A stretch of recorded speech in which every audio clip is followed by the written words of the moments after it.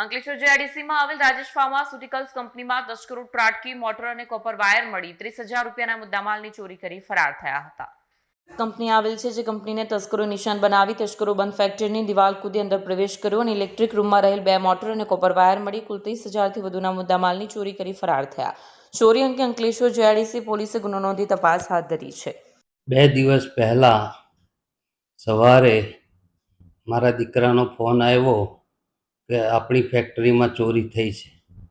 તો મેં તરત આવીને જોયું તો કોઈક અજાણ્યા લોકો પાછળથી દિવાલ કૂદીને અંદર આવ્યા. લાલ પગવાળા પણ હતા, કલરમાં ક્યાંક જઈ આવ્યા હશે.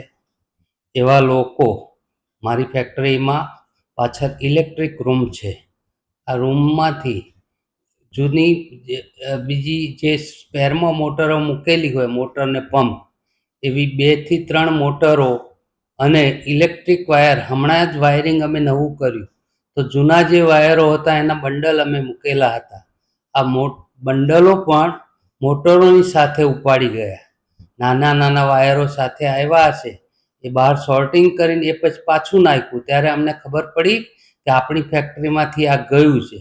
અને પછી સામે ફેક્ટરીમાં ફૂટેજ જોતા કોઈ 4-1 લોકો ત્યાં પાણી પીવા પણ ગયેલા અને એવી રીતે આપણી ફેક્ટરીમાંથી. અને પછી ખબર પડી કે આખી લાઇનમાં અલગ અલગ ફેક્ટરીઓમાં જઈ બાજુની ફેક્ટરીમાં વોચમેન સાથે ઝપાઝપી કરી.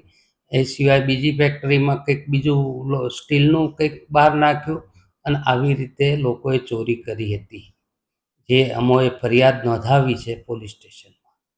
આભાર. વિડીયો જર્નાલિસ્ટ કરણસિંહ સાથે સત્યા ટીવી ન્યૂઝ અંકલેશ્વર.